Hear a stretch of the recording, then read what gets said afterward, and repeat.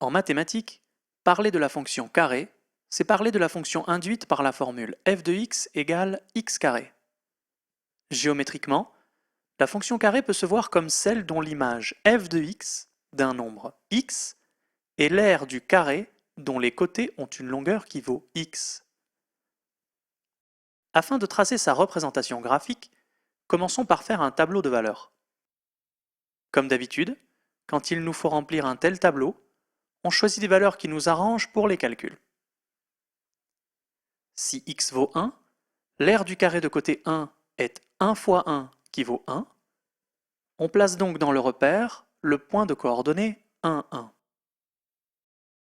Si x vaut 2, l'aire du carré de côté 2 est 2 fois 2 qui vaut 4, et on place le point de coordonnées 2, 4. Si x vaut 3, l'aire du carré de côté 3 est 3 fois 3, qui vaut 9, et on place le point de coordonnées 3, 9.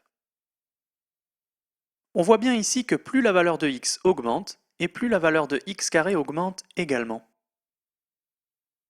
Pour commencer à prendre des valeurs plus petites, nous pouvons choisir par exemple x égale 0. Pour cette valeur, le carré, en quelque sorte, disparaît.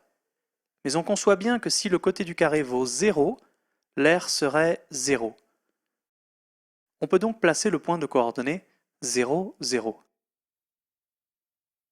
Pour essayer d'avoir plus de points entre 0 et 1, afin de tracer plus précisément la courbe dans cette zone, on place généralement aussi le point de la courbe qui a pour abscisse 1 demi.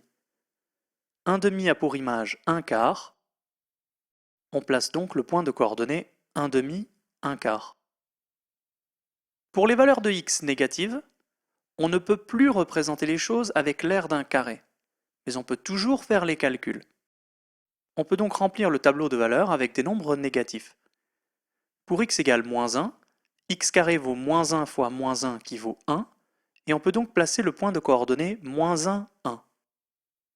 Pour x égale moins 2, x carré vaut moins 2 fois moins 2 qui vaut 4, et on peut placer le point de coordonnées moins 2, 4. Pour x égale moins 3, x carré vaut moins 3 fois moins 3 qui vaut 9, et on peut placer le point de coordonnées moins 3, 9. Enfin, pour x égale moins 1 demi, x carré vaut moins 1 demi fois moins 1 demi, qui vaut 1 quart, et on peut donc placer le point de coordonnées moins 1 demi, 1 quart.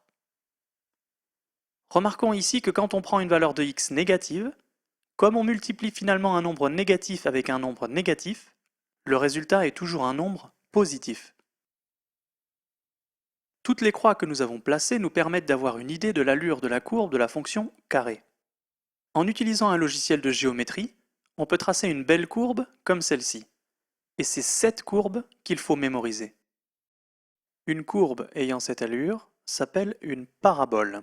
Et donc on dit que la courbe représentative de la fonction carré est une parabole.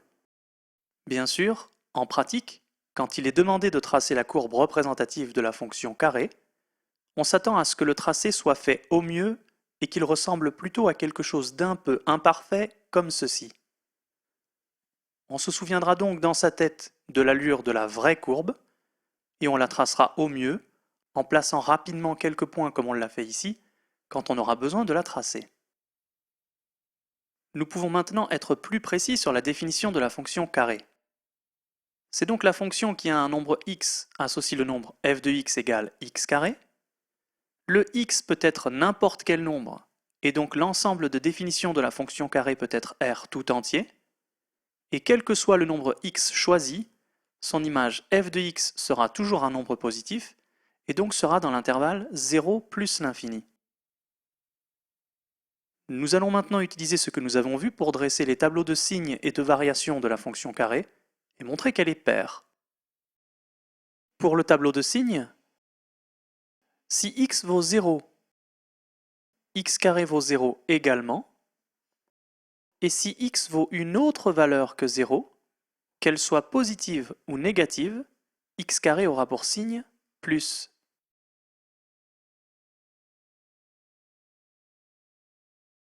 Pour le tableau de variation, si on s'appuie sur la courbe que l'on a tracée, on a envie de dire que la fonction carré est décroissante sur moins l'infini 0 et qu'elle est croissante sur 0 plus l'infini.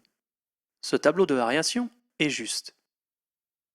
Enfin, quand on voit la courbe représentative de la fonction carré, on a envie de dire que cette fonction est paire, c'est-à-dire que sa courbe représentative est symétrique par rapport à l'axe des ordonnées.